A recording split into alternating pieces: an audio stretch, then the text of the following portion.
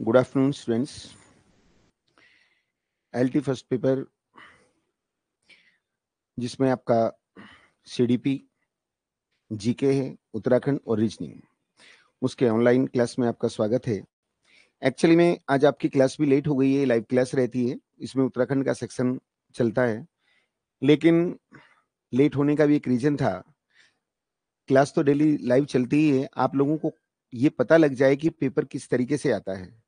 तो देखिए उसमें 50 क्वेश्चन आएंगे और 50 क्वेश्चन में आप देख रहे हैं कि उसका एक सेक्शन मैं देखता हूं जीके और रीजनिंग का सेक्शन, अनीता मैम उत्तराखंड का सेक्शन लेती है और डॉक्टर सुशील कुमार मिश्रा जी वो आपका सीडीपी का सेक्शन लेते हैं। तो आज तीनों टीचर ने एक मॉडल पेपर तैयार किया है, तो उस पेपर को मैं डिस्कस करूंगा आप लोगों के साथ। उसमें जीके का सेक्शन, उसमें करीब 6 क्वेश्चन जीके के हैं, 4 उत्तराखंड के हैं, 10 रीजनिंग के हैं और 30 क्वेश्चन सीडीपी के। यानी सिलेबस के अकॉर्डिंग कहां से कितने क्वेश्चन आएंगे उसका एक मॉडल पेपर तैयार किया है। उसमें शुरू के स्टार्टिंग के जो 20 क्वेश्चन है उस पर मैं डिस्कस करूंगा और जो सीडीपी का सेक्शन है जिससे आप बहुत इजी भी मानते हैं उसे मिश्रा जी डिस्कस करेंगे आपके साथ। तो एक मॉडल पेपर के रूप में, तो यहाँ पर स्क्रीन पे देखिए 4 क्वेश्चन आपको दिखे हैं, तो यहाँ पर आप अपना भाग्य आजमाएंगे। तो देखिए यहाँ पर क्वेश्चन नंबर, यहाँ पर फर्स्ट दिया गया है, क्वेश्चन नंबर फर्स्ट।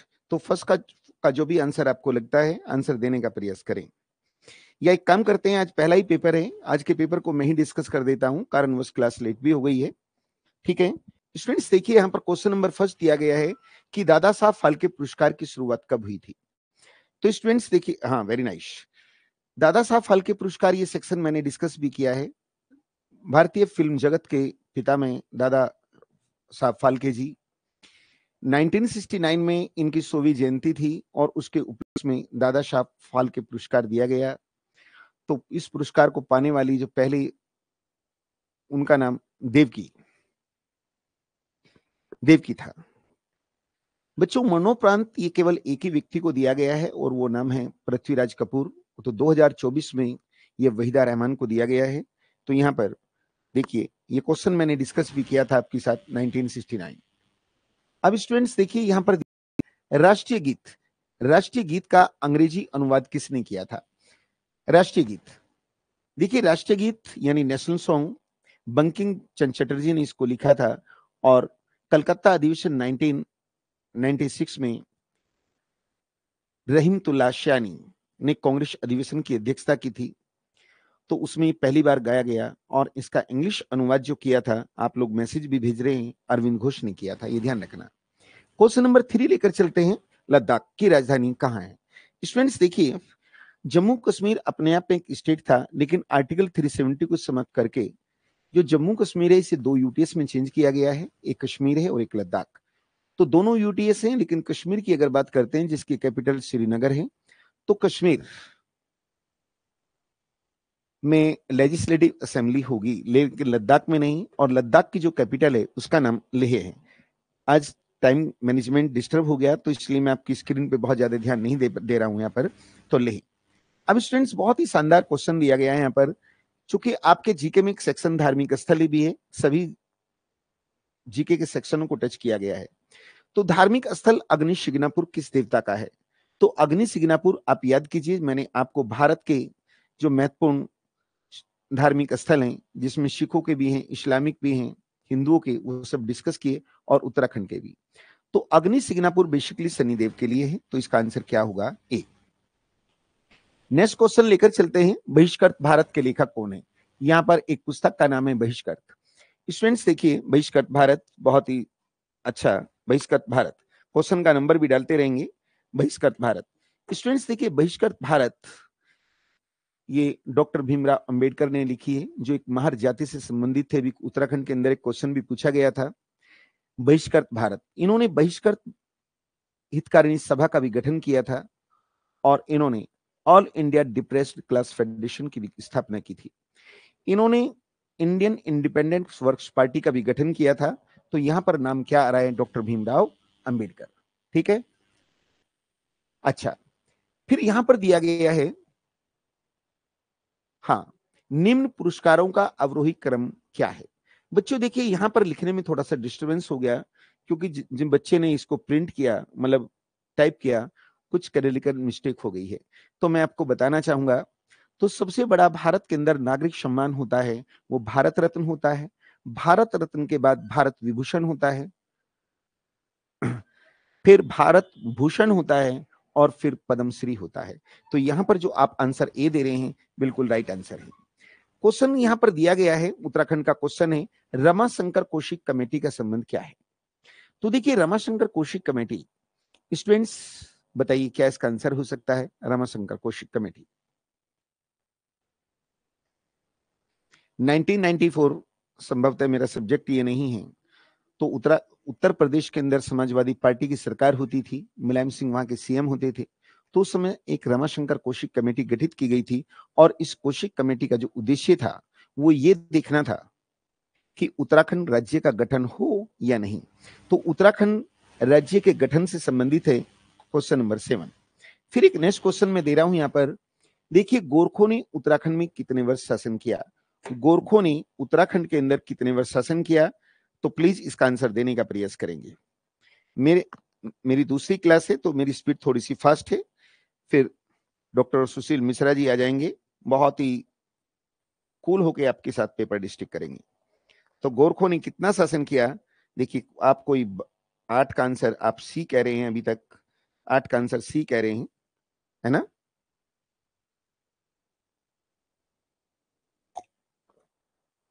लेकिन 8 का आंसर सी नहीं है, बी है।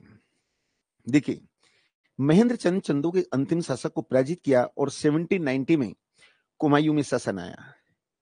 फिर खड़बुड़ा के युद्ध में प्रदुमन शाह मारा गया, फिर कुमायूं में भी शासन हुआ, और 1815 में अंग्रेजों का शासन आया। तो 1790 से 1815 तक, यानी 25 वर्ष इन्होंने शासन किया था। फिर बच्चों यहां पर क्वेश्चन नंबर 9 में कहा गया है, किस वेद में उत्तराखंड को देवभूमि कहा गया है?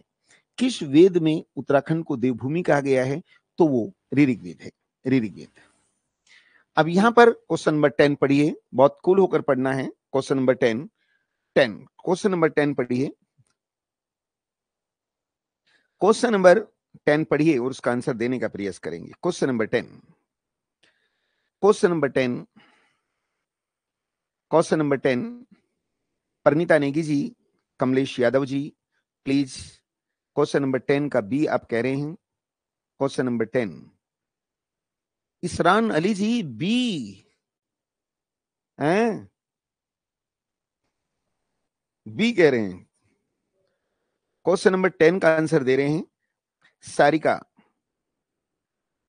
चलो चलो चलो चलो, अच्छा प्लीज प्लीज प्लीज प्लीज, बस हो गया। अब बात सुनिए, नहीं तो क्वेश्चन बेकार हो जाएगा।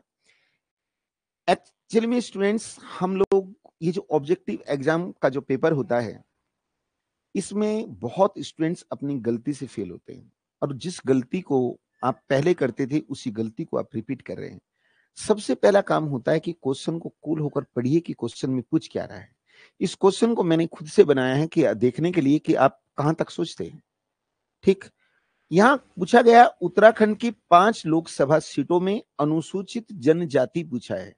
आप जानते हैं उत्तराखंड के अंदर लोकसभा में शेड्यूल्ड ट्राइब के लिए एक भी सीट रिजर्व नहीं है।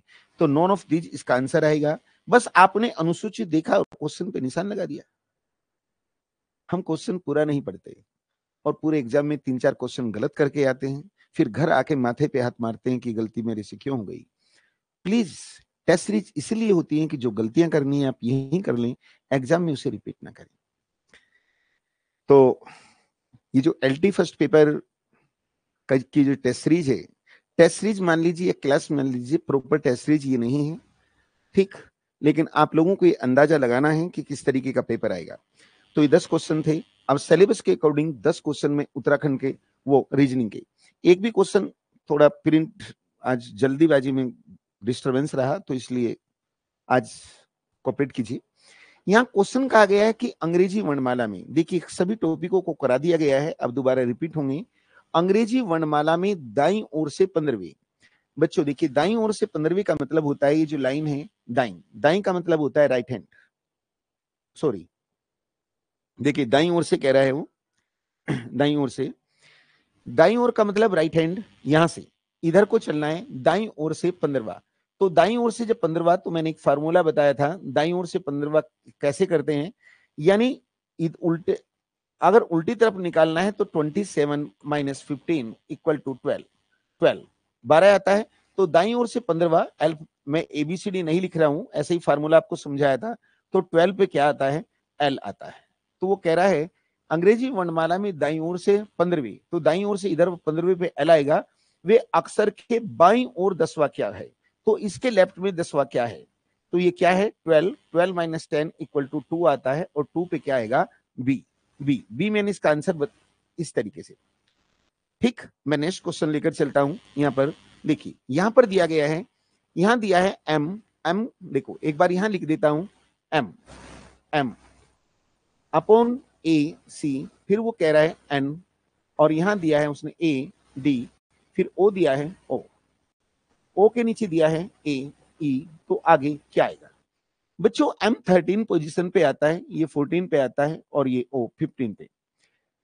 जब भी इस तरीके के क्वेश्चन आते हैं, मैं पहले भी सिर्फ आपको बार बार कहता आया हूं कि इन क्वेश्चनों को जो भी ये नंबर होते हैं, इनका प्रॉपर आप नंबर लिखिए।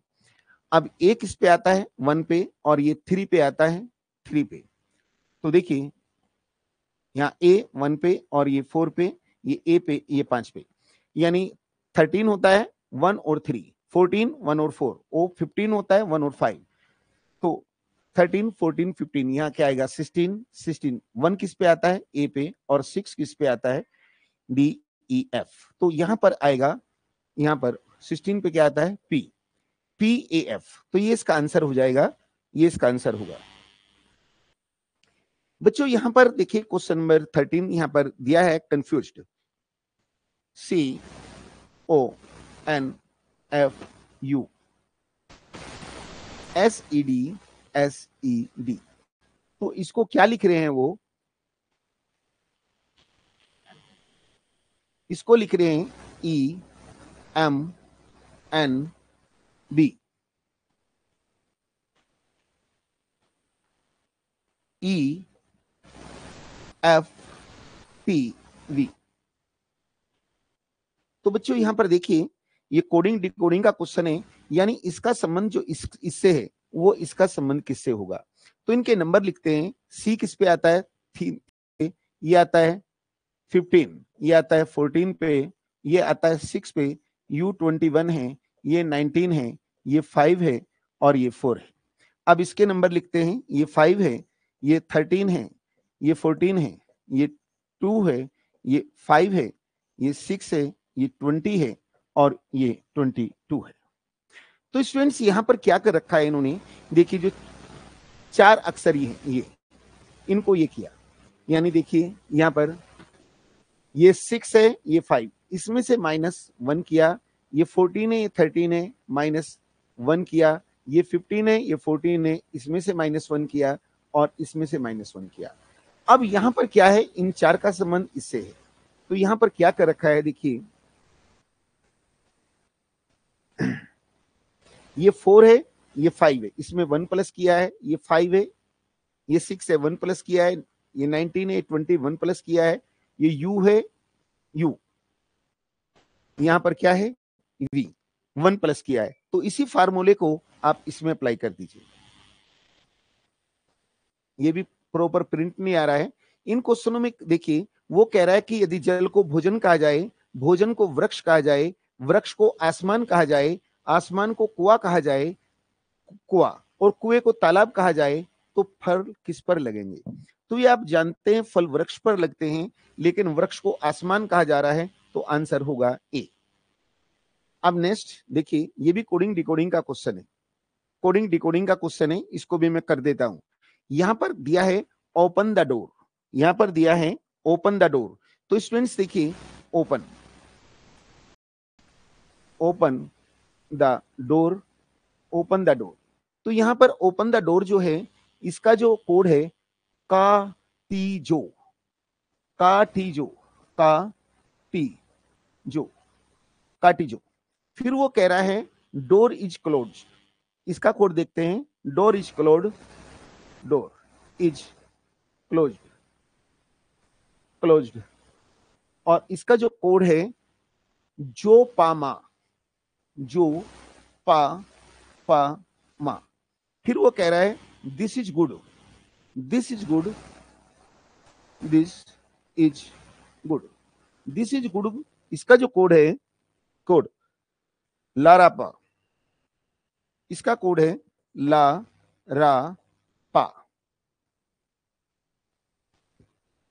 ला रा पा। तो बच्चों क्लोज का पूछ रहा है, क्लोज, क्लोज, क्लोज का कोड क्या होगा? तो यहां पर एक चीज का आपको ध्यान रखना है, ओपन द डोर, इसका कोड क्या है? काटीजो, ये कंफर्म है। डोर इज क्लोज, इसका है जोपामा। दिस इज गुड यानी लारापा, ये कंफर्म है कि इसका ये है। लेकिन यहां ये बिल्कुल कंफर्म नहीं है कि ओपन के लिए का आया या टी आया या जो आया है। तो अब हम देखेंगे यहां पर वो पूछ रहा है क्लोज, तो क्लोज यहां है। तो हम देखते हैं यहां पर कौन कौन से नंबर कॉमन है। तो देखिए डोर यहां भी है और यहां भी है, जो यहां भी है और जो यहां भी है। तो डोर के लिए क्या आ गया है? जो, जो। अब इज यहां भी है और इज यहां भी है। तो देखिए यहां पर पा यहां भी है और यहां भी है। तो इज के लिए क्या आ गया है? पा, पा आ गया है। अब यहां क्लोज बचा है और यहां मां, तो क्लोज के लिए क्या आएगा? मां, यानी इसका आंसर होगा ए। अब नेक्स्ट लेकर चलते हैं। यहां पर एक क्वेश्चन दिया गया है आपको, सीरीज वाला क्वेश्चन है 4, फिर इसके बाद है 7, 12, 12, फिर 21 है 21, फिर 38 है 38। आगे क्या आएगा? तो स्टूडेंट्स देखिए यहां पर जो सीरीज चल रही है, मैं माफी चाहता हूं प्रॉपर क्लियर नहीं आ रहा है। देखिए यहां क्या हो रहा है? इंटू 2 माइनस 1, यानी 4 इंटू 2 माइनस 1 7 आ जाएगा, इंटू 2 माइनस 2, 7 इंटू 14 होता है, माइनस 2 12 हो जाएगा, इंटू 2 माइनस 3। तो 12 दिन 24 में 3 गए 21, इंटू 2 माइनस 4। ठीक है, अब आएगा इंटू 2 माइनस, इंटू 2 इसको मल्टीप्लाई करेंगे यानी 76 माइनस 5 इक्वल टू 71। 71 इसका आंसर आ जाएगा। ये देखिए 71। बच्चों देखिए ब्लड रिलेशन का क्वेश्चन दिया गया है। यहां पर ब्लड रिलेशन यहां पर दिया गया है, ए की मां, कोई ए है और ए की जो मां है, मां, मां, ये बी की बहन है। तो चूंकि ए की जनरेशन के हैं तो मैं यहां लिखूंगा बी, और बी की एक पुत्री कौन है? वो कह रहा है सी। तो फिर क्वेश्चन पूछ रहा है कि ए का बी से संबंध बताइए। ए का, तो देखिए ए का बी से संबंध पूछ रहा है, न कि बी का ए से। तो ए की मां, मां की बहन है ये, तो मां की बहन ए की ये मौसी है और मौसी की ये क्या लगी? भांजी। तो 20 का आंसर है। अब स्टूडेंट्स देखिए मिसिंग नंबर पूछ रहा, मिसिंग नंबर, चलो मिसिंग कह सकते हैं इसको। यहां पर क्या आएगा? क्लास लेट है तो आपको मैं चांस भी नहीं दे रहा हूं, यहां पर स्पीड से खुद ही लग रहा हूं। लेकिन अब सीडीपी की क्लास डॉक्टर सुशील कुमार मिश्रा जी करेंगे, काफी पर्याप्त समय मिलेगा और 30 क्वेश्चन है, बहुत ही स्मार्ट लिखे भी हैं, टाइप किया गया है, उसमें आपको समय मिलेगा। स्टूडेंट्स देखिए यहां पर क्या हो रहा है, ये जो बीच वाला है इसका स्क्वायर, इसका स्क्वायर और माइनस इसका स्क्वायर। देखिए 11 का स्क्वायर, 11 का स्क्वायर क्या होता है? वो होता है 121 माइनस 1 का स्क्वायर 1 होता है, तो क्या आ गया? 120। ये अब यहाँ 7 का स्क्वायर क्या होता है? 49, और 2 का कितना होता है? 4। तो 49 माइनस 4 इक्वल टू क्या होता है? 45। अब यहाँ 5 का स्क्वायर 25 होता है और 3 का होता है 9। तो 25 में से अगर हम 9 घटाते हैं तो क्या आएगा? बी, बी यानी 16 इसका आंसर आएगा। अब देखिए निम्न आकृतियों में से भिन्न आकृति को आपको चुनना है। तो यहां पर क्या इसका आंसर हो सकता है? क्वेश्चन नंबर, हाँ बताइए क्या इसका आंसर हो सकता है? 19 का आप बी कह रहे, अच्छा इसका बताइए। समृद्धि क्वेश्चन नंबर 20 बेटे, 20 का आप सी कह रही हैं और बिल्कुल राइट आंसर है, बिल्कुल राइट। स्टूडेंट्स देखिए यहां पर जो फिगर है इसको सीधा दिखाया है ऐसे और इसको उल्टा, ये बिल्कुल ऐसे ही है, ये भी ऐसे, ये भी ऐसे, बट यहां पर ये है कि ये भी ऊपर को जा रहा है और ये भी ऊपर को जा रहा है। तो सी इसका आंसर है। एक लास्ट क्वेश्चन है, क्वेश्चन नंबरिंग गलत हो गई। लास्ट क्वेश्चन स्टूडेंट्स देखिए यहां पर दिया गया है कि 4 छड़ी हैं, स्टिक हैं, ए बी सी डी, ध्यान रखना, ए बी सी डी 4 छड़ी दी गई हैं, इनकी लंबाई अलग अलग है, ए की लंबाई डी से अधिक है, यानी जो ए है, ए लंबा किससे है? डी से, यानी ए की जो लंबाई डी से अधिक है, डी से अधिक है। बी की लंबाई सी से अधिक है, यानी बी लंबा है किससे? सी से, सी से अधिक है। डी की लंबाई 5 मीटर है, डी ये इसकी लंबाई 5 मीटर है, 5 मीटर है। यदि बी की लंबाई 4 मीटर है, बी की लंबाई क्या है? 4 मीटर है, 4 मीटर है। तो सी की लंबाई क्या हो सकती है? स्टूडेंट्स प्लीज यहां पर लॉजिक लगाइए। आप एक बात बताइए, जब डी 5 मीटर का है तो ए की लंबाई तो डी से ज्यादा है, तो इसकी लंबाई 5 से ऑब्वियसली ज्यादा होगी। फिर वो कह रहा है कि बी की लंबाई सी से ज्यादा है और बी की लंबाई 4 है, तो सी की लंबाई जो होगी वो 4 से कम होगी, और यहां पर 4 से कम एक ही है और वो है बी, यानी 3 मीटर। तो यहां तक ये पेपर मैंने डिस्कस किया। अब मिश्रा जी आएंगे और इस क्लास को कंटिन्यू करेंगे। गुरुजी ठीक है, मैं इनको सौंपता हूं।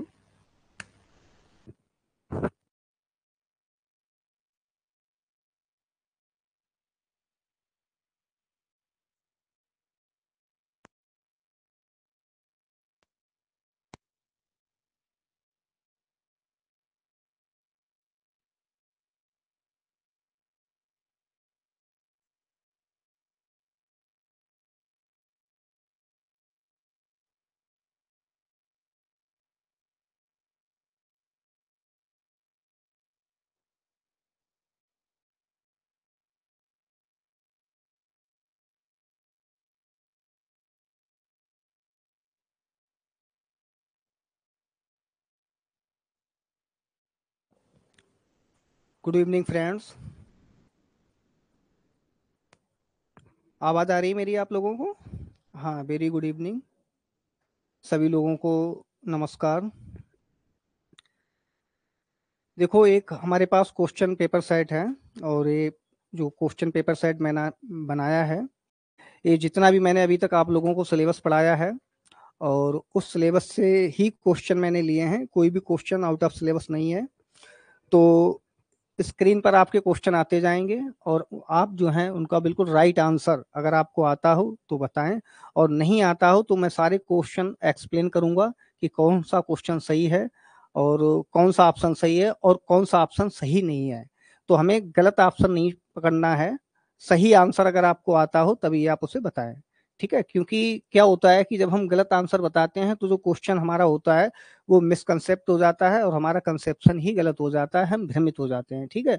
और मैं एक्सप्लेन करूंगा, एक क्वेश्चन के 4 ऑप्शन है, चारों ऑप्शन एक्सप्लेन करूंगा, उससे आपका ये क्लियर हो जाएगा कि किस तरीके से पेपर आते हैं। विभिन्न परीक्षाओं में क्वेश्चन पूछे जाते हैं सीडीपी से रिलेटेड, और ये जो पेपर का जो स्टैंडर्ड है ये आप मान के चलिए सीटेट के लेवल का है, और फैक्चुअल क्वेश्चन भी है, कंसेप्चुअल क्वेश्चन भी है, तो आप बिल्कुल आसानी से इसे करें, ठीक है? चलिए शुरू करते हैं। पहला क्वेश्चन है हमारा, किसी संप्रत्यय के प्रासंगिक और अर्थपूर्ण होने के लिए क्या आवश्यक है? इसका 4 ऑप्शन है। पहला ऑप्शन हम आपको पढ़ते हैं कि उपयुक्त परिभाषा द्वारा पढ़ाया जाना। ऑप्शन बी है बच्चे के जीवन संबंधित सामाजिक परिप्रेक्ष्य से जोड़कर पढ़ाना। देखो, एक बात मैं और आपको बता रहा हूँ कि जो पेपर टाइप किया गया है वो सर ने भी बताया था, इसमें कुछ व्याकरण से संबंधित कमियां रह गई हैं, तो इसलिए मैं इनको यहाँ पर सही कर देता हूँ। जोड़ कर पढ़ाना यहाँ पर आएगा, जोड़ कर पढ़ाना। ऑप्शन सी है पाठ्य पुस्तक से बच्चों की कॉपी से ज्यों का त्यों लिखना, और ऑप्शन डी है अच्छे से रट लेना ताकि विद्यार्थी प्रतियोगिताओं में हिस्सा ले पाए। तो कंसेप्ट का फॉर्मेशन है यहाँ पर, ठीक है?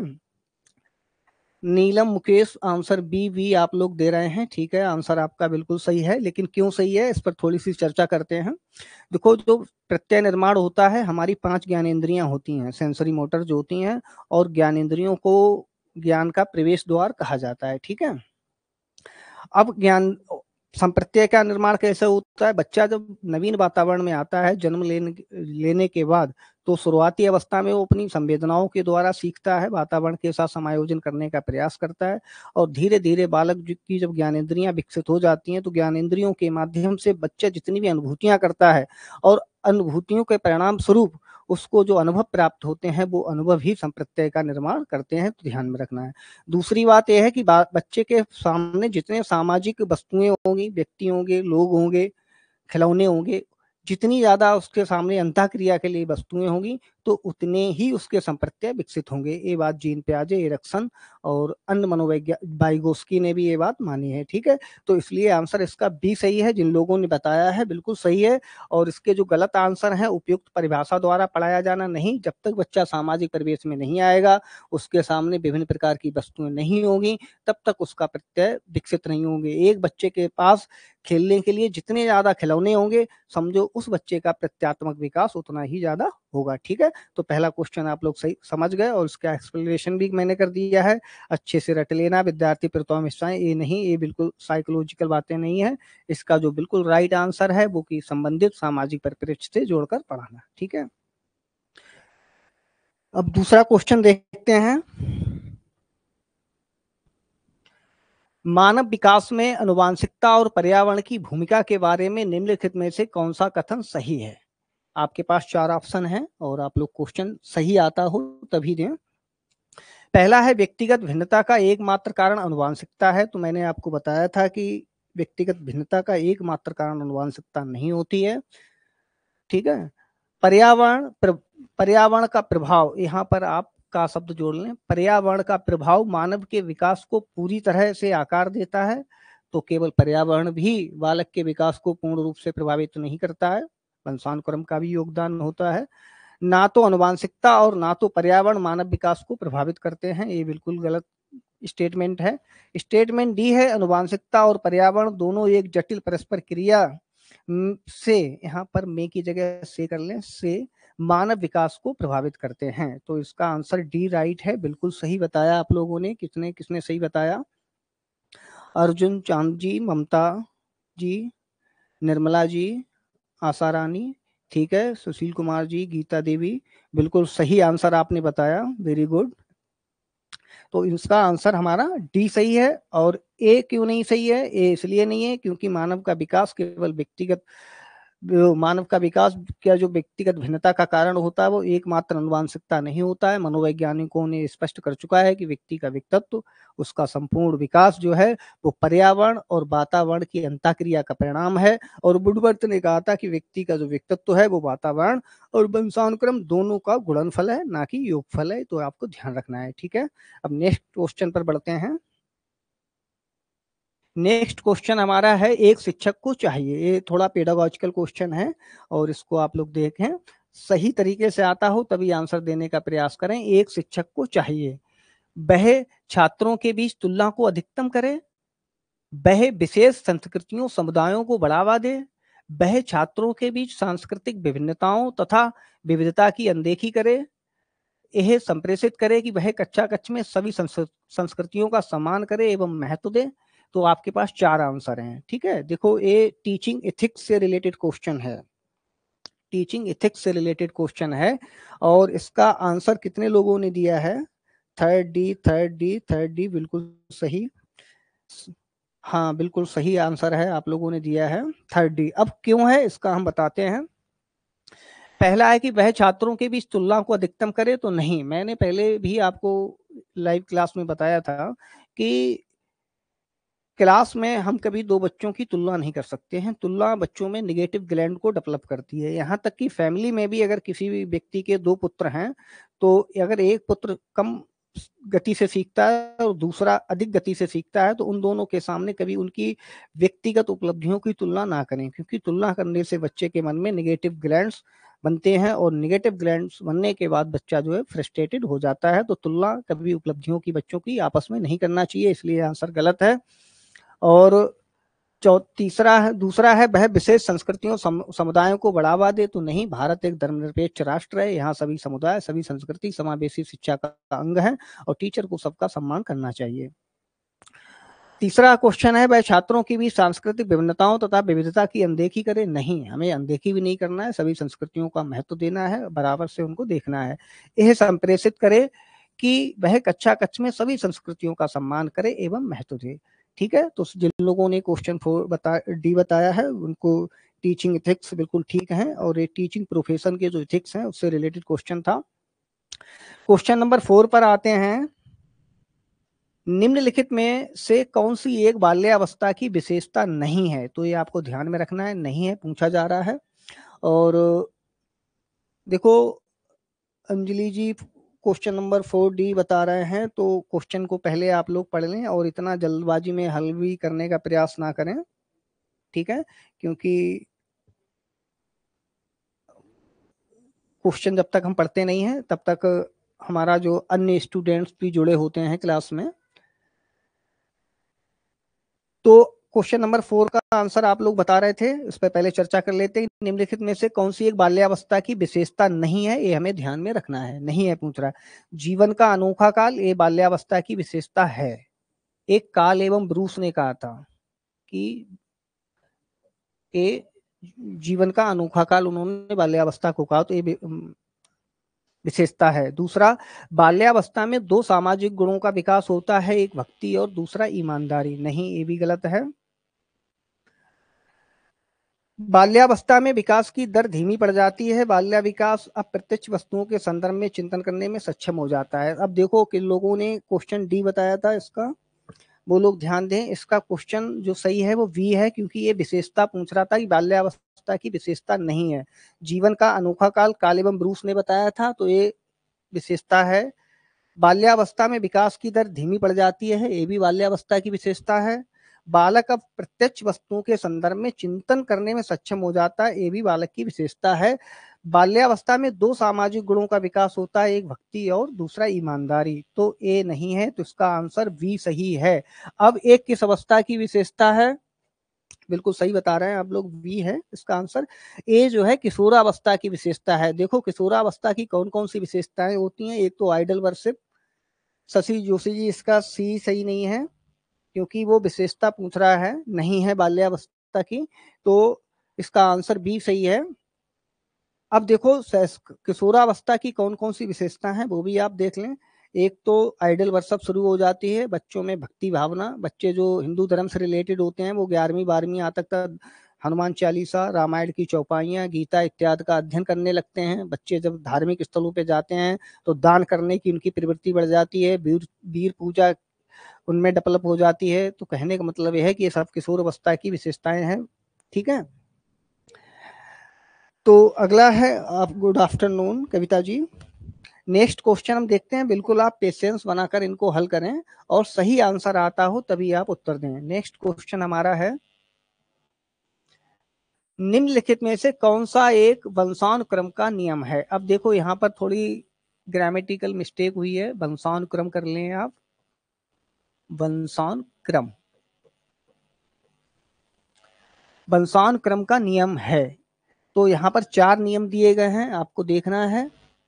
एक है समानता का नियम, दूसरा है व्यक्तिगत भिन्नता का नियम, तीसरा है विकास की एक रूपता का सिद्धांत, विकास सामान्य से विशेष की ओर होता है। अब यहाँ पर क्वेश्चन जो है वो पूछ रहा है कि वंशानुक्रम का नियम या सिद्धांत पूछ रहा है, लॉ ऑफ हेरिडिटी। तो लॉ ऑफ हेरिडिटी की हम बात करें तो इसका क्वेश्चन नंबर 1 सही है, क्योंकि समानता का नियम जो है वो वंशानुक्रम का एक नियम है, लॉ ऑफ हेरिडिटी है। जैसे बीज कोष की निरंतरता का नियम और ग्रेगर मेंडल का भी नियम है जो वंशानुक्रम के सिद्धांतों में आता है। अब व्यक्तिगत भिन्नता का सिद्धांत, विकास क्रम की एक रूपता का सिद्धांत, विकास सामान्य से विशेष की ओर होता है, तो आंसर इसका ये सही है। बाकी हम आपको बता दे रहे हैं एक्सप्लेनेशन में, ये बाल विकास के तीनों सिद्धांत हैं। बाल विकास के सिद्धांत ये तीनों हैं, ये वंशानुक्रम के सिद्धांत नहीं है, बाल विकास के सिद्धांत हैं। ये समानता का नियम जो है ये वंशानुक्रम का सिद्धांत है। और आपकी जानकारी के लिए बता दें कि ये आप जो है वंशानुक्रम के सिद्धांत, वंशानुक्रम के नियम, लॉज हेरिडिटी और जो बाल विकास के सिद्धांत हैं, इन दोनों को मिक्स करके एक क्वेश्चन हर बार सीटेट, रीट और यूपी टेट में एक क्वेश्चन पूछा ही जाता है। तो इसलिए आप यहाँ पर बिल्कुल भी कंफ्यूज ना हो, आपको बिल्कुल ध्यान रखना है कि बाल विकास के सिद्धांत वो एक अलग कंसेप्ट है, और जो वंशानुक्रम के नियम है, लॉज ऑफ हेरिडिटी हैं, वो बिल्कुल अलग कंसेप्ट है, ठीक है। अब नेक्स्ट क्वेश्चन पे पढ़ते हैं, क्वेश्चन नंबर 6 पर। वंशानुक्रम के वाहक कैरियर होते हैं, यहाँ पर स्पेलिंग में मिस्टेक है कैरियर की, कैरियर होते हैं। तो इनमें 4 ऑप्शन हैं और ये क्वेश्चन मैंने कई बार आपको बताया था 6B का। मेगा दरियाल जी बता रही हैं 6B, मनोज जगवान ए, सुमन बनुला बी, इंदिरा घोष बी। ठीक है, कुछ का जो है मैंने आपको पहले बताया कि वंशानुक्रम के वाहक जीन्स होते हैं जो एक पीढ़ी की विशेषताएं दूसरी पीढ़ी में ले जाते हैं। एक क्वेश्चन भी मैं आपको बता दूं कि यूजीसी नेट 2018 और यूजीसी नेट 2016, यूपी टेट 2011-13 तथा कई बार रीट और अन्य जो टीचर रिलेटेड परीक्षाएं होती हैं वहां से क्वेश्चन पूछा जाता है कि वंशानुक्रम के वाहक कौन होते हैं। तो आपको ध्यान में रखना है कि वंशानुक्रम के वाहक जो होते हैं वो जीन्स होते हैं। ठीक है, अब नेक्स्ट क्वेश्चन बढ़ते हैं। नेक्स्ट क्वेश्चन है कि निम्नलिखित में से सही कथन का चुनाव कीजिए। अब ये बिल्कुल कंसेप्चुअल क्वेश्चन है और आप लोग बहुत ध्यान से इसे पढ़ें क्वेश्चन नंबर 7 को, कि निम्नलिखित में से सही कथन का चुनाव कीजिए। तो यहाँ पर कथन ए है, एडलर ने काम अथवा यौन को जीवनदायिनी शक्ति के रूप में माना है। ऑप्शन बी है, फ्राइड ने 14 मूल प्रवृत्तियों के अलावा अन्य किसी मूल प्रवृत्तियों के महत्व को स्वीकार नहीं किया। ऑप्शन सी है, फ्राइड के अनुसार जिन व्यक्तियों का ईगो शक्तिशाली होता है उनका व्यक्तित्व विखंडित हो जाता है। ऑप्शन डी, फ्राइड ने चेतन की अपेक्षा अचेतन मन को अधिक शक्तिशाली माना है। ये क्वेश्चन मैंने आपको पूरा सिलेबस कराया था और देखते हैं कितने लोग इसको सही बता पा रहे हैं।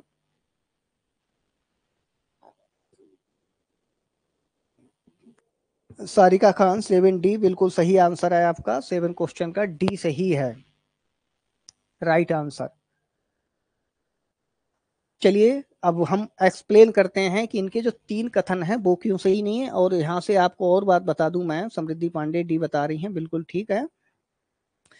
और नेहा जोशी डी, सागर जी डी, बिल्कुल राइट।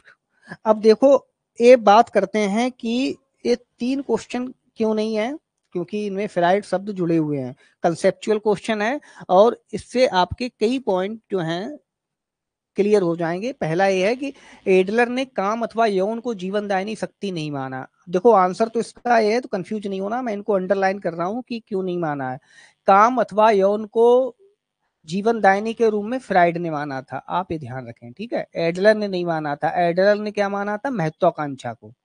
तो आप ध्यान में रखें, महत्वाकांक्षा इसका व्यक्तिगतवादी उपागम कहलाता है पर्सनालिटी का। उसने कहा था कि व्यक्ति जो है संपूर्ण जीवन भर केवल काम प्रवृत्ति के कारण ही काम नहीं करता है, व्यक्ति की महत्वाकांक्षाएं होती हैं। प्रत्येक व्यक्ति जो है समाज में आत्म प्रतिष्ठा चाहता है, सफलता प्राप्त करना चाहता है, इसलिए व्यक्ति जो है अपने जीवन के लक्ष्यों का निर्धारण करता है और आगे बढ़ता है। ठीक है, तो इसलिए ये गलत हो गया, ये फ्राइड ने माना है। दूसरा, फ्राइड ने 14 मूल प्रवृत्तियों के अलावा अन्य किसी मूल प्रवृत्ति के महत्व को स्वीकार नहीं किया, तो ये इसलिए गलत हो जाता है। उसने इन 14 मूल प्रवृत्तियों के अलावा भी फ्राइड ने 2 और मूल प्रवृत्तियां बताई थी, जीवन मूल प्रवृत्ति, जीवन मूल प्रवृत्ति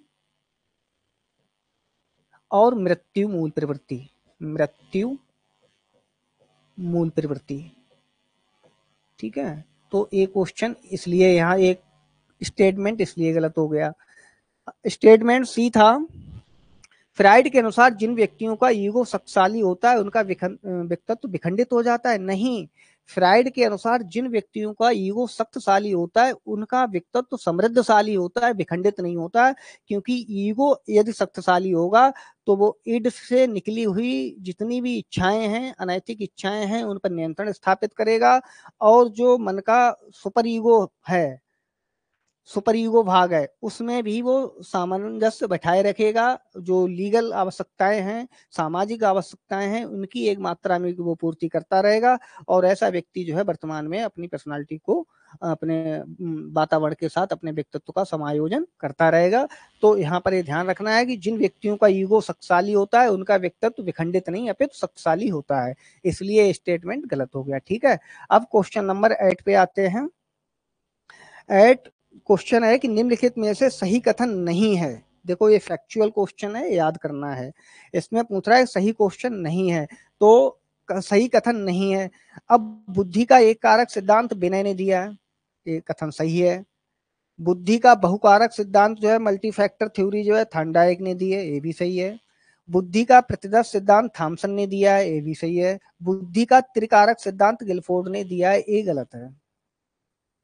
बुद्धि का जो त्रिकारक सिद्धांत है वो गिलफोर्ड ने बुद्धि का त्रिविमीय सिद्धांत दिया था, 3 डायमेंशनल थ्योरी दी थी।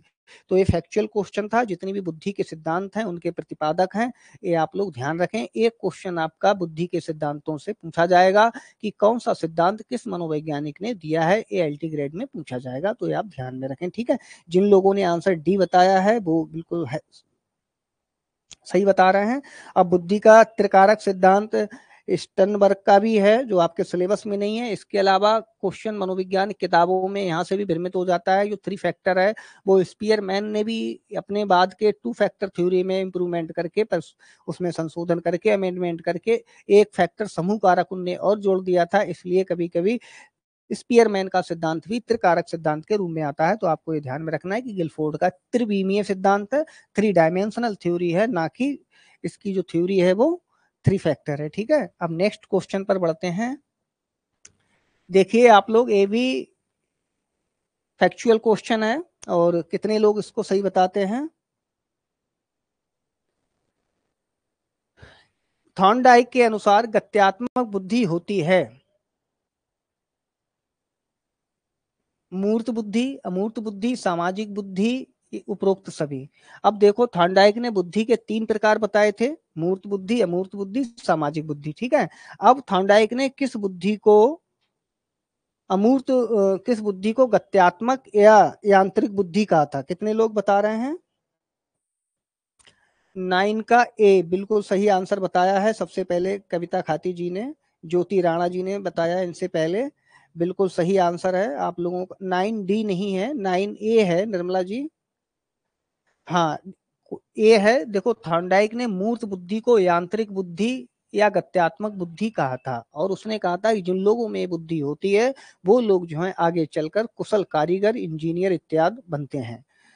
दूसरा उसने बताया था अमूर्त बुद्धि। अमूर्त बुद्धि उसने कहा था कि जो लोग इस वास्तविक जगत से परे वस्तुओं इत्यादि प्रत्ययों के संदर्भ में चिंतन कर लेते हैं, वो अमूर्त बुद्धि होती है। ऐसे लोग भविष्य में आगे चलकर दार्शनिक, वकील और कलाकार, अभिनेता बनते हैं।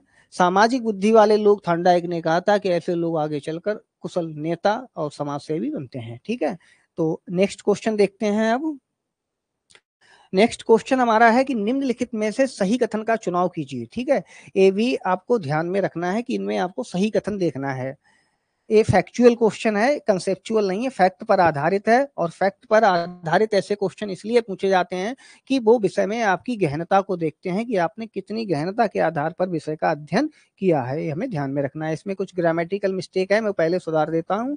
निम्नलिखित में से सही कथन का चुनाव कीजिए। स्पीयरमैन बुद्धि के विशेष कारक एस फैक्टर है, यहाँ पर ये ध्यान रखना, एस फैक्टर को जन्मजात कारक माना है। स्टेटमेंट सेकंड देखिए, स्पीयरमैन के अनुसार सामान्य कारक जी फैक्टर को वातावरण में बढ़ाया जा सकता है, विशेष कारक को नहीं। ऑप्शन सी है, स्पीयरमैन के अनुसार सामान्य बुद्धि कारक जन्मजात होता है, जिसे अच्छा पर्यावरण मिलने पर बढ़ाया जा सकता है। ऑप्शन डी है, उपरोक्त में से कोई नहीं। देखते हैं कितने लोग इसका सही जवाब बताते हैं। 10 का क्वेश्चन नंबर 10 है, एक बार फिर से आप लोग पढ़ लें, स्क्रीन पर है कि निम्नलिखित में से सही कथन का चुनाव कीजिए। स्पीयरमैन बुद्धि के विशेष कारक एस फैक्टर को जन्मजात मानता है। स्पीयरमैन के अनुसार सामान्य कारक जी फैक्टर को वातावरण में बढ़ाया जा सकता है, विशेष कारक को नहीं। और ऑप्शन सी है, स्पीयरमैन के अनुसार सामान्य बुद्धि कारक जन्मजात होता है, जिसे अच्छा पर्यावरण मिलने पर बढ़ाया जा सकता है। तो देखते हैं कितने लोग इसको सही बताते हैं। समृद्धि पांडे जी, सी सी सी सी। चलिए कोई नहीं, किसी का आंसर ये सही नहीं है, ये फैक्चुअल क्वेश्चन था और आप लोग भूल गए हैं, पढ़ाया था मैंने। अब देखो इन पे एक्सप्लेन करते हैं। इसका आंसर सही है डी, इनमें से कोई नहीं। क्यों है? क्योंकि सारे फैक्ट जो हैं घुमा रहे हैं। पहला फैक्ट समझ लेते हैं, स्पीयरमैन बुद्धि के विशेष कारक एस फैक्टर को जन्मजात मानते हैं। विशेष कारक, यहाँ स्पीयरमैन ने बुद्धि के विशेष कारक एस फैक्टर को जन्मजात माना है, नहीं। अब देखो यहाँ पर मैं दोबारा से बता रहा हूँ, स्पीयरमैन ने जी फैक्टर को जन्मजात माना था, जी फैक्टर को, ठीक है, एस फैक्टर को नहीं माना था, तो ये यहां से गलत हो गया, ठीक है, ऑप्शन आपका ये गलत हो गया। दूसरा है स्पीयरमैन के अनुसार सामान्य कारक जी फैक्टर को वातावरण में बढ़ाया जा सकता है, विशेष कारक को नहीं, ये गलत हो गया। क्यों गलत हो गया? स्पीयरमैन के अनुसार जी फैक्टर जन्मजात होता है, जन्मजात होता है और इसे किसी भी प्रकार का शिक्षण प्रशिक्षण प्रभावित नहीं कर सकता है, ठीक है, किसी भी प्रकार का, जब किसी भी प्रकार का शिक्षण प्रशिक्षण प्रभावित नहीं कर सकता है तो इट मीन्स इसे वातावरण में नहीं बढ़ाया जा सकता है, इसलिए आपका ये गलत हो गया, ठीक है। अब बात करते हैं सी पर, गा पर। स्पीयरमैन के अनुसार सामान्य बुद्धि कारक जन्मजात होता है जिसे पर्यावरण मिलने पर बढ़ाया जा सकता है। एक स्टेटमेंट यहाँ तक सही था, जन्मजात होता है जिसे अच्छा पर्यावरण मिलने पर बढ़ाया जा सकता है, नहीं, जैसा कि मैंने बता दिया कि इसे किसी भी प्रकार के शिक्षण प्रशिक्षण के द्वारा नहीं बढ़ाया जा सकता है, इसलिए कि इसका आंसर सही क्या होगा, उपरोक्त में से कोई नहीं, ठीक है। तो ये स्पीयरमैन के पूरे सिद्धांत को डिफाइन कर रहा था क्वेश्चन। अब नेक्स्ट क्वेश्चन देखते हैं, हमारा क्वेश्चन नंबर 11 है। ये क्वेश्चन नंबर 11 को बहुत जल्दी आप लोग रिप्लाई करें, quick response please. Simple question है, प्रतिभाशाली बालक की बुद्धिलब्धि टर्मन के अनुसार होती है। प्रतिभाशाली बालक की बुद्धि टर्मन के अनुसार होती है। 11 का बताइए आप लोग। देखो 11 मैं ऑप्शन बता रहा हूं, ऑप्शन ए है 139 प्लस, ऑप्शन बी है 140 प्लस, ऑप्शन सी है 120 प्लस और ऑप्शन डी है 100 प्लस। तो इसका आंसर किसी ने भी अभी तक बी, कितने लोगों ने बनाया है, बताया है? रावत जी ने बी बताया है, भावना जी ने बताया है। हाँ, जिन लोगों ने वी आंसर बताया है उनका रिस्पांस, उनका जो रिप्लाई है बिल्कुल ठीक है। चलिए कोई नहीं, मैं बता देता हूँ कि जो प्रतिभाशाली बालक ने अपना जो प्रतिभाशाली बालक है उसकी जो इंटेलिजेंस क्वेश्चन होता है, बुद्धिलब्धि होती है, वो टर्मन ने एक एनपीसी चार्ट बनाया था, उसको क्लासिफाइड किया था और टर्मन ने ही बताया था कि प्रतिभाशाली बच्चे की बुद्धिलब्धि 140 प्लस होती है। बाकी जो सामान्य एक क्लासिफिकेशन है वो भी आपको ध्यान में रखना है कि सामान्य तौर पर 130 प्लस वाले बच्चों को हम प्रतिभाशाली की श्रेणी में रखते हैं, लेकिन जब टर्मन का नाम जुड़ा हो तो आपको ध्यान में रखना है कि टर्मन के अनुसार प्रतिभाशाली बच्चे की जो आईक्यू होती है वो 140 प्लस होती है, ठीक है। एक क्वेश्चन हर बार कई परीक्षाओं में रिपीट किया गया है, तो इसका आंसर बी है। नेक्स्ट क्वेश्चन देखते हैं, व्यक्तिगत मापन की कौन सी प्रक्षेपी विधि नहीं है? तो ये व्यक्तिगत नहीं, व्यक्तित्व मापन है, ठीक है, ये आप करेक्ट कर लें, व्यक्तित्व मापन। व्यक्तित्व मापन की निम्नलिखित में कौन सी एक प्रक्षेपी विधि नहीं है? क्विक रिप्लाई, ये भी मैंने पढ़ाया था। 12 का देखते हैं, कविता डी, रंजना रावत, ओके, कोई नहीं। 12 का डी, कितने लोग बता रहे हैं? सुमन बनुला जी, डी डी डी, हाँ बिल्कुल सही है। देखो इसमें एक तो रोसा ब्लॉकिंग टेस्ट है, ये प्रक्षेपी विधि है, ठीक है, और टीएटी थीमेटिक परसेप्शन टेस्ट होता है, ये भी आपका क्या है, ये मरे और मॉर्गन ने इसे बनाया था। और कैट चाइल्ड परसेप्शन टेस्ट है, ये भी अचेतन मन को जानने के लिए बनाया था, ये लियोपोल्ड बेलक ने बनाया था। जो साक्षात्कार है इसका आंसर सही होगा, साक्षात्कार जो होती है ये आत्मनिष्ठ विधि है, ये अप्रक्षेपी प्रोजेक्टिव विधि नहीं है, ठीक है। तो जिन लोगों ने डी बताया बिल्कुल सही आंसर है। अब नेक्स्ट क्वेश्चन पर बढ़ते हैं, क्वेश्चन नंबर 13, बुद्धि परीक्षाओं का उपयोग किया जाता है, इसका भी आप लोग क्विक रिप्लाई करें क्वेश्चन नंबर 13 का। हाँ, अखिलेश जी ने बताया है 13 डी, भोलेनाथ जी ने 13 डी, हाँ सभी लोग 13 डी है, बिल्कुल सही है। समृद्धि पांडे जी 13 डी बता रही हैं, नेहा जी, हाँ बिल्कुल सही है। अब एक क्यों होता है इस पे मैं थोड़ा एक्सप्लेन कर लेते हैं कि देखो चुनाव के लिए हम बुद्धि परीक्षाओं का निर्माण करते हैं, जब हमें इंटेलिजेंट बच्चे चुनने होते हैं किसी परीक्षा के लिए या किसी व्यवसाय के लिए, तब हम बुद्धि परीक्षाओं का निर्माण करते हैं। वर्गीकरण के लिए जब हम डिस्क्रिमिनेशन करना होता है, अगर किसी क्लास में 40-50 बच्चे बैठे हुए हैं और उसका डिस्क्रिमिनेशन करना है कि कितने बच्चे प्रतिभाशाली हैं, कितने बच्चे मंदबुद्धि हैं और कितने बच्चे सामान्य कैटेगरी से आते हैं, तो वहां पर भी हम बुद्धि लब्धि इंटेलिजेंस क्वेश्चन का प्रयोग करेंगे, बुद्धि परीक्षाओं का प्रयोग करेंगे। ठीक है। उन्नति के लिए, प्रमोशन के लिए भी हम बुद्धि परीक्षाओं का सहारा लेते हैं, तो इसका ऑप्शन आपका डी आएगा, बिल्कुल सही है। ठीक है। तो अब नेक्स्ट क्वेश्चन पर हम आते हैं, जो क्वेश्चन नंबर हमारा है 14। निम्नलिखित में से सही कथन की जांच कीजिए। ये देखो कंसेप्चुअल है और लर्निंग से रिलेटेड है, तो जल्दी से देख लेते हैं क्योंकि समय हो रहा है। सीखना व्यवहार में अस्थायी परिवर्तन है। सीखना जन्म से प्रारंभ होकर परिपक्वता अवस्था तक चलता रहता है। सीखना मनुष्य की स्वाभाविक प्रवृत्ति है, उपरोक्त में से कोई नहीं। तो इसका राइट आंसर क्या होगा 14 का? 14 का राइट आंसर कौन कौन दे रहा है? जल्दी से क्विक रिप्लाई प्लीज। चलिए 14 का,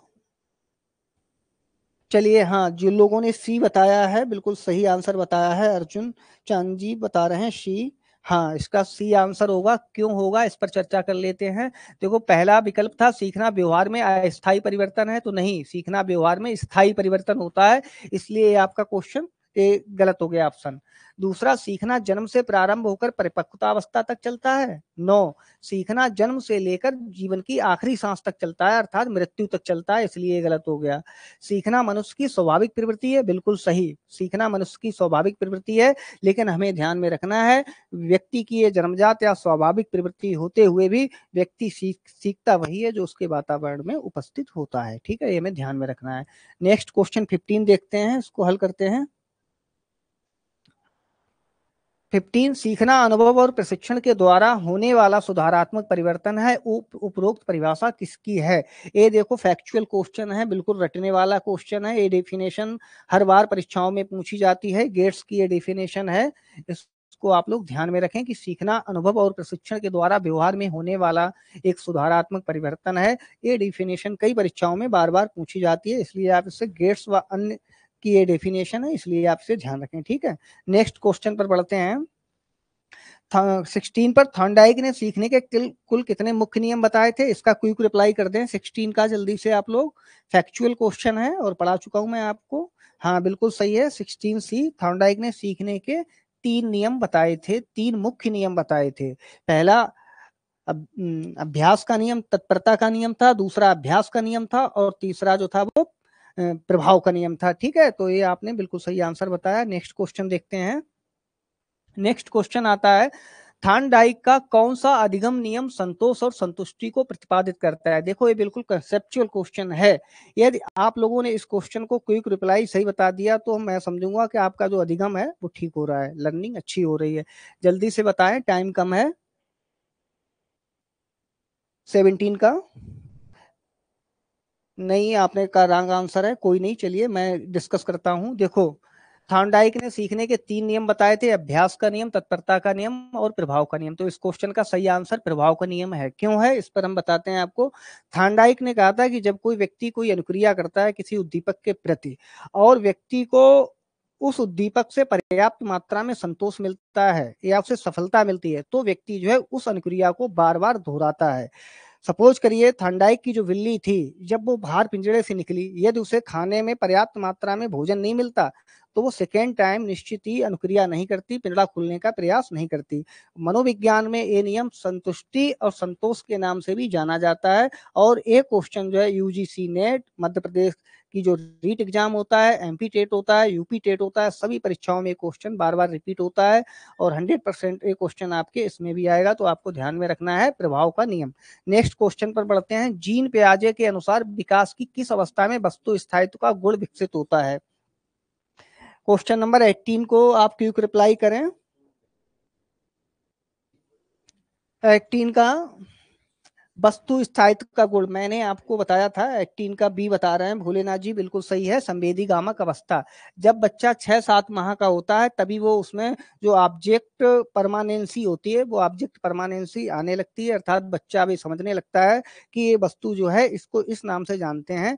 अब जब बच्चा 2 साल का हो जाता है फिर उसमें परमानेंसी जो है 100% डेवलप हो जाती है। एक क्वेश्चन भी बहुत इंपॉर्टेंट है, सभी परीक्षाओं में पूछा जाता है कि वस्तु स्थायित्व किस अवस्था का गुण है, तो हमें ध्यान में रखना है सेंसरी मोटर स्टेज का है, और सेंसरी मोटर स्टेज जो है 0 से 2 साल तक चलती है। ठीक है, नेक्स्ट क्वेश्चन है, क्वेश्चन नंबर 19 देखते हैं। अच्छी आदतों के निर्माण में अधिगम के किस सिद्धांत का प्रयोग किया जा सकता है? इसके आंसर हैं, पहला है क्रिया प्रसूत सिद्धांत, दूसरा है अनुकूलित अनुक्रिया सिद्धांत, तीसरा है उद्दीपक अनुक्रिया सिद्धांत, और चौथा है गेस्टाल्ट थ्योरी। यहाँ पे थोड़ी मिसप्रिंट हुआ है, तो एक गेस्टाल्ट है, ये समझ लें आप, गेस्टाल्ट थ्योरी। ठीक है, इसके क्विक रिप्लाई कौन कर रहा है 19 का? वी बिल्कुल राइट आंसर है मेगा जी। अब मैं एक्सप्लेन कर रहा हूं इसका बी क्यों है। मैंने प्रीवियस क्लास में आपको बताया था कि जो अनुकूलित अनुक्रिया सिद्धांत है पावलोव ने दिया है, एक क्लासिकल कंडीशनिंग थ्योरी है, अनुबंधन पर आधारित है। यदि कोई बच्चा ड्रग्स लेता है, अल्कोहल लेता है, जिसकी वजह से उसमें कोई मनोविकार उत्पन्न हो गया, तो उस स्थिति में भी मनोवैज्ञानिक या मनोचिकित्सक इस सिद्धांत को अप्लाई करते हैं। दूसरी बच्चे की जितनी भी बैड हैबिट्स होती हैं उनको दूर करने के लिए और अच्छी आदतों के निर्माण में अनुकूलित अनुक्रिया सिद्धांत का प्रयोग किया जाता है।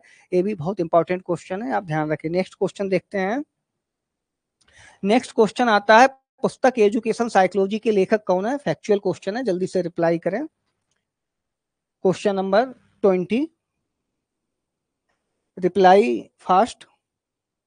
फैक्चुअल क्वेश्चन है, बिल्कुल फैक्चुअल क्वेश्चन है। 20 मेमोरी लेवल पर आधारित है।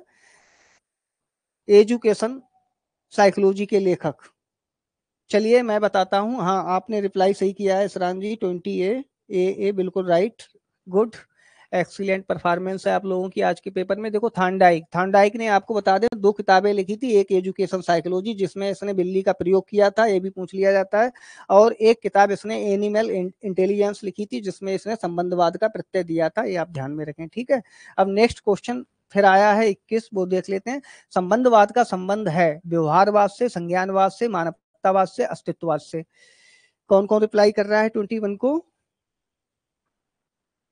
हाँ, व्यवहार 21 व्यवहारवाद से है, बिल्कुल सही है। ठीक है, हाँ गुड आंसर।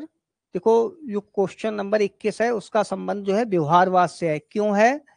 देखो संबंधवाद का सिद्धांत जो था थांडाइक ने अपनी पुस्तक एनिमल इंटेलिजेंस में दिया था संबंधवाद, और संबंधवाद व्यवहारवाद से रिलेटेड है, और व्यवहारवाद के जनक वाटसन है, वाटसन, स्किनर, पावलव, थांडाइक, ये सभी मनोवैज्ञानिक जो हैं ये व्यवहारवाद से रिलेटेड है। संज्ञानवाद से कर्टलेवन, गेस्टाल्ट संप्रदाय, जितने भी कम्युनिटी के मनोवैज्ञानिक हैं, और जीन पियाजे रिलेटेड हैं। मानवतावाद के जनक मैस्लो हैं। ठीक है, अस्तित्ववाद एक दार्शनिक विचारधारा है। अब क्वेश्चन नंबर 22 देखते हैं। साहचर्य अनुबंधन से तात्पर्य है, एक क्वेश्चन कंसेप्चुअल है, जल्दी से इसको हल करें। 22 का हल क्वेश्चन करें कि साहचर्य अनुबंधन से तात्पर्य है प्राणी के जन्मजात अनुक्रिया का किसी कृत्रिम उद्दीपक से अनुबंधन होना। ऑप्शन बी, प्राणी की जन्मजात अनुक्रिया का स्वाभाविक उद्दीपक से अनुबंधन होना। प्राणी की जन्मजात अनुक्रिया का कृत्रिम उद्दीपक से विलोप होना। प्राणी की जन्मजात अभिप्रेरक व कृत्रिम अभिप्रेरकों के साथ अनुबंधन होना। तो इसमें आप लोग क्विकली देखें इसका क्या होगा। क्वेश्चन नंबर 22 का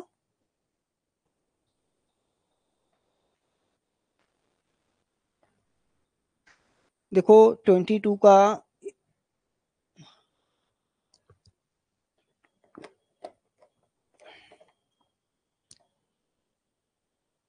हाँ, रंजना रावत जी ने बिल्कुल सही बताया है, ए होगा।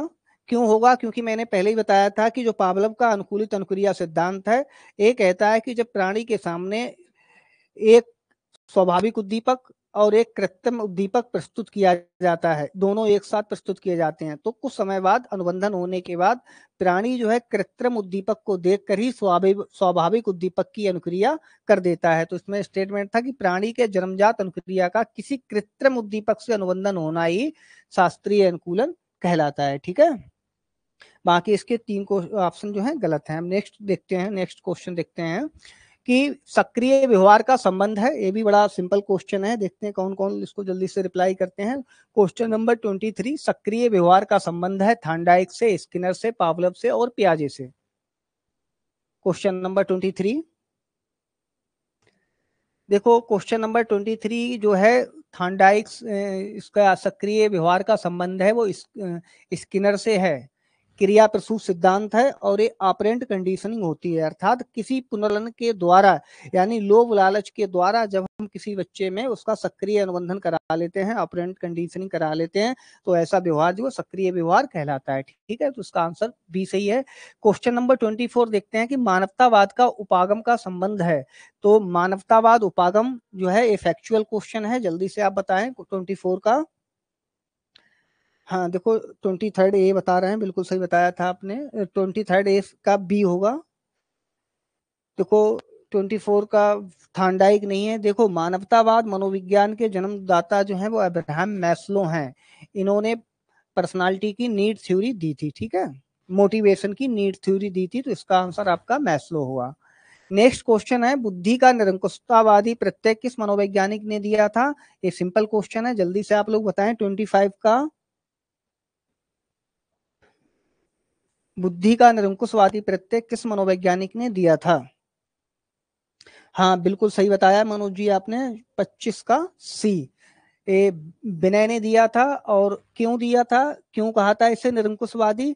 निरंकुशवादी इसे इसलिए कहा था क्योंकि विनय ने कहा था कि मनुष्य जितनी भी क्रियाएं या व्यवहार करता है उसमें एक बुद्धि का एक कारक यानी एक फैक्टर ही सब में कार्य करता है, जबकि ऐसा नहीं होता है कि बुद्धि सभी व्यक्ति सभी योग्यताओं में सभी पक्षों में एक जैसा ही परफॉर्मेंस करें। ठीक है, इसलिए सिद्धांत को निरंकुशतावादी सिद्धांत कहा जाता है। क्वेश्चन नंबर 26 पर आते हैं। जुंग ने सामाजिक अंतःक्रिया के आधार पर व्यक्तित्व के कितने प्रकार बतलाए थे? जल्दी से रिप्लाई करें, सिंपल क्वेश्चन है। हाँ गीता आर्या बता रही 3, बिल्कुल राइट आंसर, गुड। हाँ ठीक है, अब क्वेश्चन नंबर नेक्स्ट देखते हैं।